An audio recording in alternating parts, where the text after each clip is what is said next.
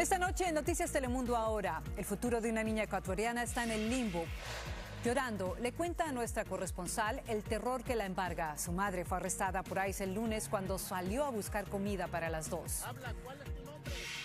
Además, no habrán operativos migratorios en el Super Bowl, pero los agentes de ICE estarán presentes como parte de la seguridad del evento, según DHS y el comité local de la NFL. Federalizar las elecciones es la polémica propuesta del presidente Trump de cara a los futuros comicios. La medida es inconstitucional y hasta algunos republicanos se oponen. El gobierno ha pedido a más de 40 estados su registro de votantes. Trump y Petro en la Casa Blanca. Los dos mandatarios se reúnen a puerta cerrada cuando se cumple un mes de la captura de Maduro, tema que los enfrentó en su momento. Hoy trascendió que Petro le propuso a Trump enfrentar juntos a los narcotraficantes que operan en la frontera colombo-venezolana. Las remesas a México sufren la peor caída en 16 años. El impacto de la política migratoria de Trump ya repercute en el dinero que se manda a ese país.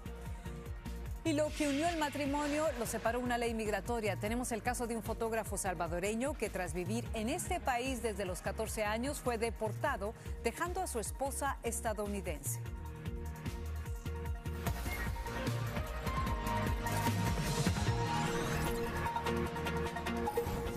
Muy buenas noches, les saluda Vanessa Ock. Hoy comenzamos con el testimonio de una niña inmigrante de solo 11 años de edad que se quedó sola tras la detención de su madre, que es su única familia en el país. Antes del arresto de la madre, las dos habían pasado meses encerradas por temor a las redadas, pero el hambre obligó a su madre a salir de su hogar solo para terminar en manos de inmigración. Wendy Castillo informa desde Minneapolis. Con solo 11 años está sola en Estados Unidos. Siento que me hace mucha falta porque ella era la única que me entendía. Y ella era como... Ella era todo para mí. ¿Cuál es tu nombre? Es la hija de Marisol Vega, la ecuatoriana detenida este lunes por agentes de inmigración. Yo no puedo hacer nada porque todavía soy pequeña. Esta pequeña me contaba el terror que sintió cuando su mamá la llamó para decirle que se había escondido dentro de un contenedor porque estaba acorralada por ICE. Cada vez que veo que le cogió migración, siento que todo fue mi culpa por mandarla. La niña dice que se siente culpable porque su mamá salió de casa para comprarle comida. Durante 2 meses permanecieron encerradas, sobreviviendo con la ayuda de la escuela y la comunidad. Pero cuando el alimento se acabó, su madre no tuvo otra opción que salir. Mi mamá no come por darme a mí. Ante una situación inminente, dice que su mamá intentó prepararla para lo peor, dejándole documentos y el número de teléfono de una amiga en caso de ser detenida. Yo nunca pensé que iba a llegar este día. Desde Ecuador, su tía habló con nosotros, dijo que la familia está en medio de la angustia. La hija mayor de Marisol fue recientemente operada y tras la detención, la madre de Marisol tuvo que ser hospitalizada por el impacto. Es una desesperación que no desearía a ninguna persona, a ningún ser humano que pase esas cosas. Mientras Marisol permanece bajo custodia de ICE, a Jocelyn la resguarda una activista, quien afirma que el objetivo de inmigración era tener bajo custodia a madre e hija. Querían ICE que lleváramos a la niña al federal para poderla tener junto con Marisol, para procesarlas juntas. Entonces nosotros le dijimos que no. Si es que a ella la deportan, ¿cuál es el plan? No tenemos un plan aún. Eso no lo tenemos, no lo hemos hablado. Nos comunicamos con el Departamento de Seguridad Nacional, pero hasta el momento no hemos recibido respuesta. Como vemos, Vanessa, una niña que carga con mucho dolor, culpa y también incertidumbre sobre qué va a pasar con ella porque no sabe qué sería si su madre es deportada. Por otra parte, he hablado con la activista y me dice de que la niña no ha tenido comunicación con su madre hasta este momento, pero ella tiene la esperanza de que Marisol pueda salir en libertad, ya que tiene un proceso de asilo pendiente. Vanessa. Qué difícil situación para esta niñita. Muchas gracias, Wendy. ¿Sabemos hace cuánto tiempo ellas están aquí en el país?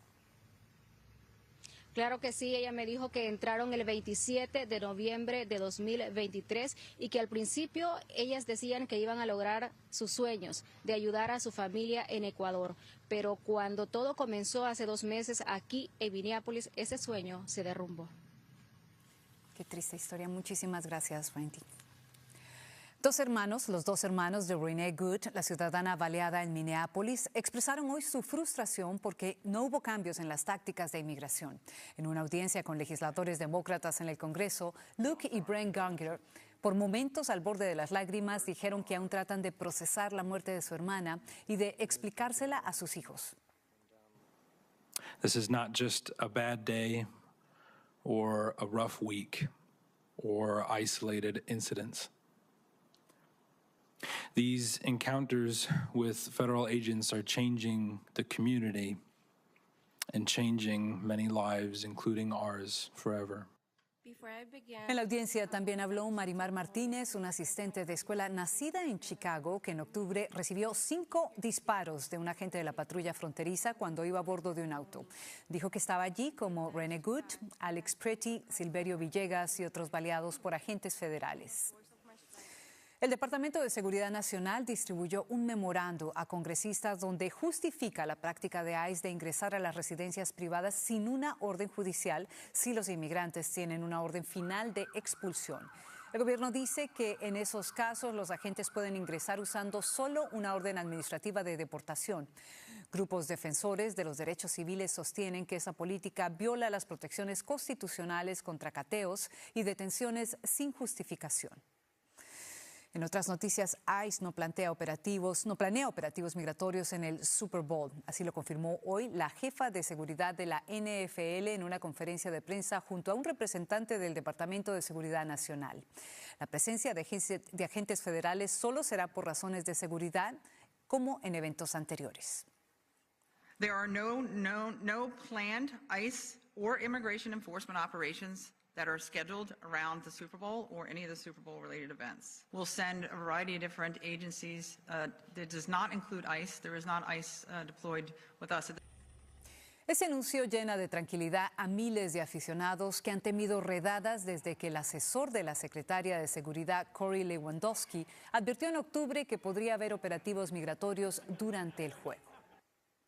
Bueno, y recuerde que usted puede ver el partido del Super Bowl en español el domingo en Telemundo y también en Peacock. Siguen las repercusiones por la encendida crítica que hizo Bad Bunny en los premios Grammy a los agentes federales de ICE. Hoy la secretaria de prensa de la Casa Blanca lo acusó a él y a otras celebridades de hipocresía. I think it's very ironic and frankly sad to see celebrities who... Caroline Levy calificó de irónico y triste ver a personalidades que viven en comunidades cerradas con seguridad privada demonizando a los servidores de las fuerzas de seguridad que intentan hacer cumplir las leyes de la nación. El presidente Trump llamó a los republicanos a federalizar las elecciones, es decir, que la votación deje de ser competencia de los estados, como lo dicta la Constitución, bajo el falso argumento que le robaron las elecciones en el 2020. Una medida que para muchos, incluyendo varios republicanos, pondría en riesgo el sistema electoral porque sería mucho más fácil de manipular. Rogelio Moratagli explica. Donald Trump asegura que hay varias ciudades muy corruptas y que por eso el gobierno federal debe encargarse de administrar las elecciones y no los estados, como indica la Constitución. These are agents of the federal government to count the votes. If they can't count the votes legally and honestly, then somebody else should take over. En un podcast conservador, insistió sin presentar evidencias que millones de indocumentados van a votar en las elecciones de medio término. Republicans should say, we want to take over. We should take over the voting in at least 15 places. The Republicans ought to nationalize the voting. Un control nacional, alguien con poder pudiese controlarlo todo. Y es lo que el presidente está intentando hacer. Cambiar ese balance que siempre ha existido. El líder de la minoría demócrata en el Senado dijo que se trata del veneno autócrata más peligroso del presidente.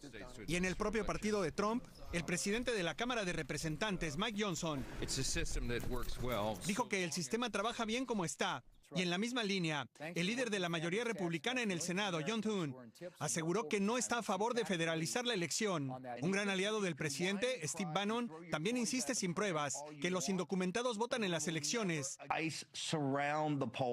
y sugirió que ICE debe vigilar las de medio término en los centros de votación. Realmente no existe este fraude que él está indicando. Inclusive nuestra organización también ha hecho análisis sobre este tema y no hay datos enseñando que hay personas no ciudadanas votando en las elecciones de los Estados Unidos. El condado Fulton, en Georgia, demandó al gobierno federal después de que el FBI incautó millones de documentos de la elección de 2020. El gobierno le ha pedido el registro de votantes a 44 estados. Solo 11, todos republicanos, los han entregado o se han comprometido a entregarlos. Parte de la fuerza del sistema de elecciones de los Estados Unidos es porque los estados mantienen su propio listado, entonces da más seguridad a esta información privada que mantienen. Bueno, pues a pesar de que la Constitución dice que las elecciones deben de ser administradas por cada uno de los estados, hoy el presidente Trump se preguntaba por qué no lo hace el gobierno federal, que debería de ser así y que no se explica por qué, si hay tantos lugares en donde se llevan a cabo elecciones corruptas, Vane. Bueno, y precisamente, Rogelio, el presidente Trump dijo que habían 15 lugares donde pues deberían llevarse a cabo estas elecciones a través del gobierno federal. ¿Cuáles son esos 15 lugares? Hoy mencionó por lo menos 3. Habló de Detroit, en el estado de Michigan, habló también de Filadelfia, en el estado de Pensilvania, y también habló de Atlanta, en el estado de Georgia. En todos esos lugares el presidente Trump perdió las elecciones en el año 2020 en los estados de estas ciudades, pero hasta el momento no se ha comprobado que haya habido alguna irregularidad. Es importante rescatar eso. Muchísimas gracias, Rogelio. Y seguramente serán muchos estados demócratas. Exactamente, sí. Muchas gracias.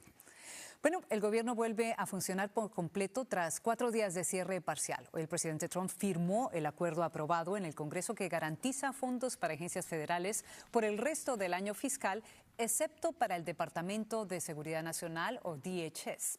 Los demócratas se han negado a aprobar los fondos para las operaciones de inmigración tras una serie de arrestos violentos y la muerte a balazos del enfermero Alex Pretty. Ahora vienen días de intensas negociaciones. Los Clinton testificarán a fines de este mes ante el Comité del Congreso que lleva adelante la investigación sobre Jeffrey Epstein. El presidente del comité, James Comer, confirmó que la exsecretaria de Estado Hillary Clinton declarará el 26 de febrero y un día después lo hará el expresidente. Tanto Hillary como Bill Clinton no han sido acusados de ningún delito y ambos niegan tener conocimiento alguno de los crímenes del fallecido pederasta. El presidente Trump calificó como muy buena la reunión que sostuvo con su homólogo colombiano, el presidente Gustavo Petro. Ambos mandatarios se encontraron cara a cara por primera vez tras un año de ataques mutuos. Cristina Londoño está en la Casa Blanca. Y antes que nada, buenas noches, Cristina. Cuéntanos qué se sabe de esa reunión que sabemos se sostuvo a puerta cerrada. Hola Vanessa, muy buenas noches. Bueno, sabemos que fue prácticamente una reconciliación entre dos mandatarios que se habían dicho horrores en los últimos meses. Gustavo Petro le había dicho a Donald Trump que era cómplice de genocidio. Donald Trump le había dicho a Gustavo Petro que era un lunático, un enfermo que trabajaba con el narcotráfico. Entonces aquí, aunque Gustavo Petro entró por la puerta de atrás de la Casa Blanca, no fue una reunión de Estado. Las fotos que vemos, ahí las tienen en pantalla, son puras sonrisas. Fue un tono totalmente amable y lo que sabemos de ambos es que dijeron que van a trabajar juntos en temas comerciales y también de lucha contra el narcotráfico, especialmente en la frontera entre Colombia y Venezuela. Petro dijo, por ejemplo, que los verdaderos capos de la droga tenían que ser perseguidos en Dubái, en Miami y en Madrid. Sin embargo, hay un ambiente de cooperación. Vamos a oír lo que dijo el presidente Trump. Got along very well. He and I weren't exactly the best of friends, but I wasn't insulted because I never met him. I didn't know him at all. We got along very well, and we're working on that. We're working on some other things too, including sanctions. And we had a very good meeting. Bueno, es Colombia la que enfrenta sanciones de Estados Unidos en este momento. Por su parte, el presidente colombiano Gustavo Petro dijo que había habido diferencias que calificó como agresivas en esa reunión, aunque no dio detalles, y aseguró que fue la primera vez que había conocido en persona al secretario de Estado Marco Rubio. Dijo, sin embargo, que él había venido aquí a Washington a hablar con Donald Trump y que sintió que esa conversación fue de igual a igual. sí le dije que es entre libres. Y uno no puede actuar bajo chantajes. Y las fotos, creo, y el ambiente de la reunión, creo, demuestran una reunión entre tú y tú, entre iguales, que piensan diferentes, sí, con poderes diferentes, obviamente. Una reunión entre iguales. Gustavo Petro dice que Donald Trump le regaló una gorra de MAGA, de Make America Great Again, y que él le escribió 2 S para decir haz las Américas grandes otra vez, porque diciendo que todos somos hermanos, que este es un continente amigo. Vanessa.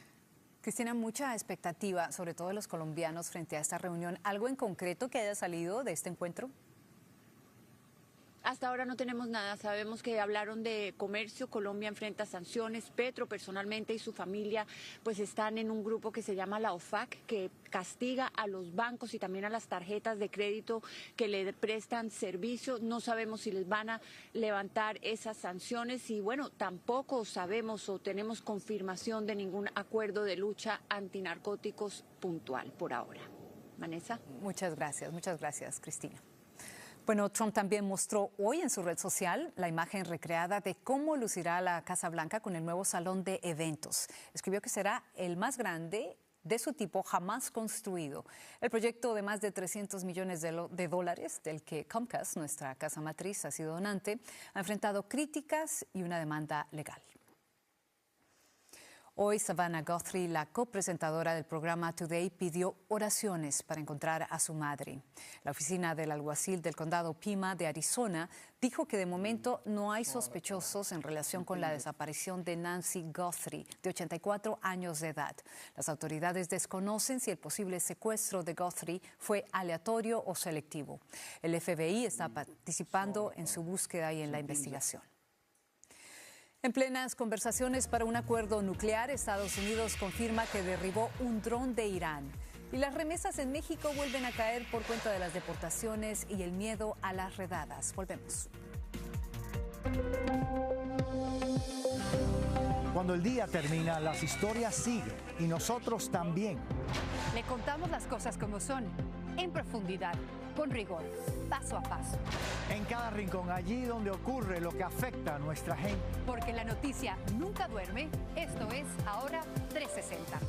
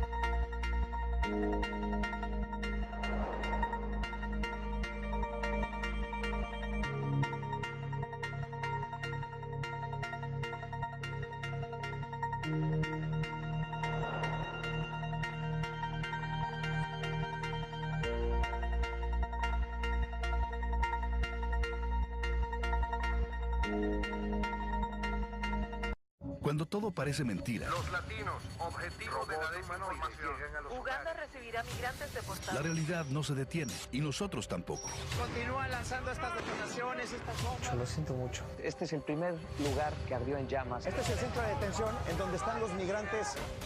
En cada rincón. ¡No somos criminales! En cada historia. 48 horas. Ahí está Julio Vaqueiro para contarlo. Porque si no vas, no ves. Las cosas como son. Noticias Telemundo.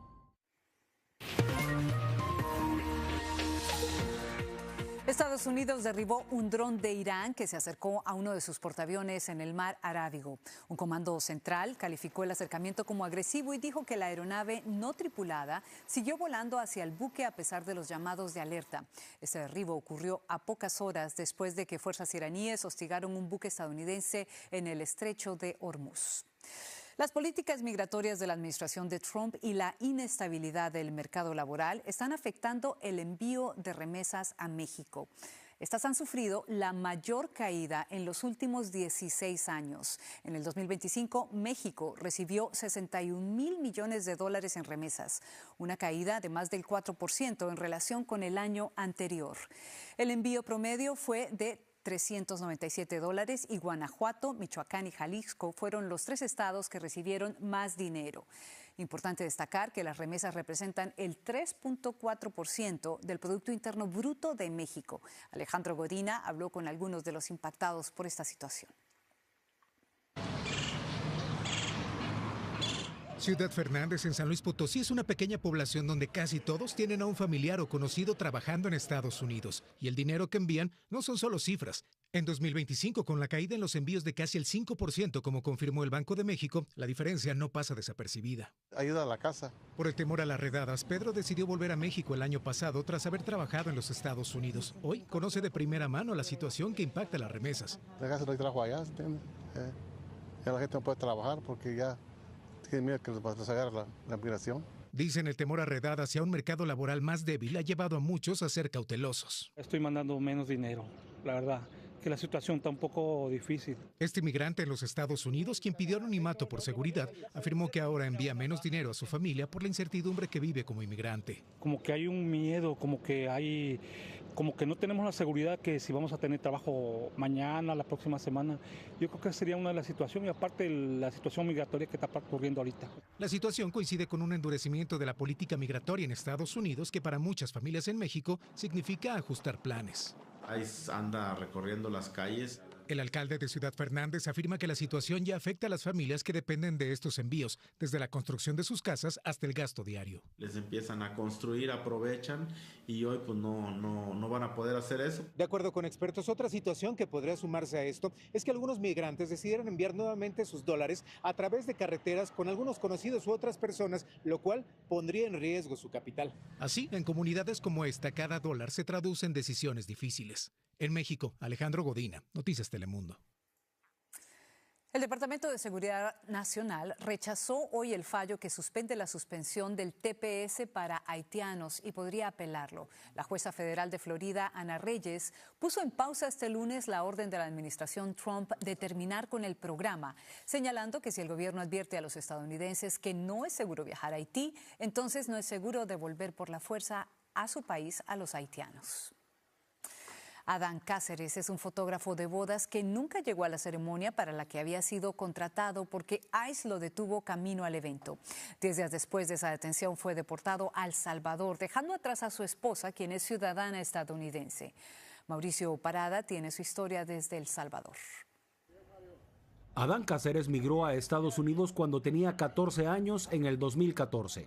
El motivo, asegura, escapar de la violencia de las pandillas en El Salvador. A mi tía, la hermana de mi mamá, ella tenía 21 años y los pandilleros de la pandilla MS-13 la mataron, la violaron y la tiraron enfrente de nuestra casa. Ambos, siendo aún niños, ingresaron ilegalmente a Estados Unidos y se entregaron a la patrulla fronteriza. Y como por curiosidad, en la escuela tomó una cámara fotográfica y descubrió su talento. Entre 100 y 150 bodas en Estados Unidos, en diferentes estados. El 18 de octubre de 2025, antes de un viaje a Texas para trabajar, fue interceptado por agentes de ICE en el aeropuerto John Wayne, en el condado de Orange, en California. Solo vinieron, me miraron y me pararon. Él cuenta que su paso por 2 centros de detención de inmigración, en Adelanto, California y El Paso, Texas, no fueron nada agradables. El trato ahí es pésimo, es muy, muy pésimo. Cómo te tratan, no te alimentan bien, no te tratan como que tienes derechos humanos. Te niegan el uso del baño. Adán está casado con una ciudadana estadounidense. Llevan casi 2 años y casi 3 más desde que eran novios. Estaba a la espera de una resolución de una petición para obtener la ciudadanía. Fue deportado el 27 de octubre, 9 días después de su detención. Consultamos al Departamento de Seguridad Interna de los Estados Unidos los motivos de la captura y deportación de Adán Cáceres, pero no hemos recibido ninguna respuesta. Adán dice que buscará cualquier mecanismo legal para volver a los Estados Unidos, un país a donde ha construido una vida. También ya está pensando en reactivar su negocio de fotografía de bodas. Con esto continuar siendo el sustento de su hogar.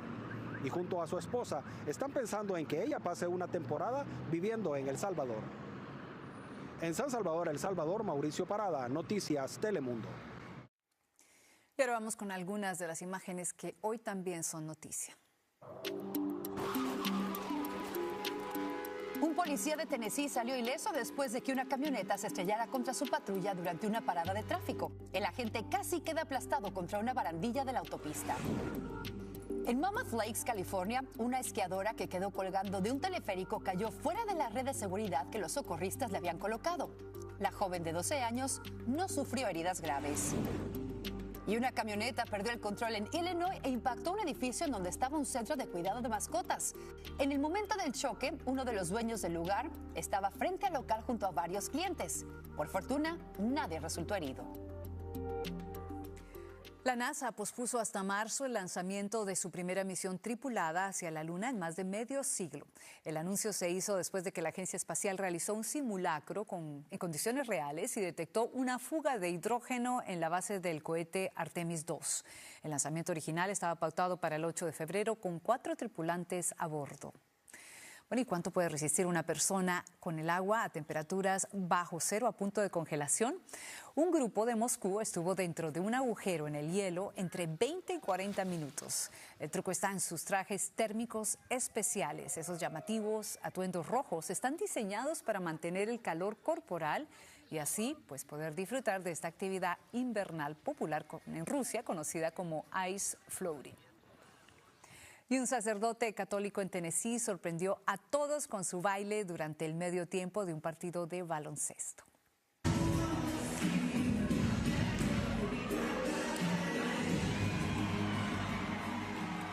El padre bailó la canción Bye Bye Bye del grupo NSYNC.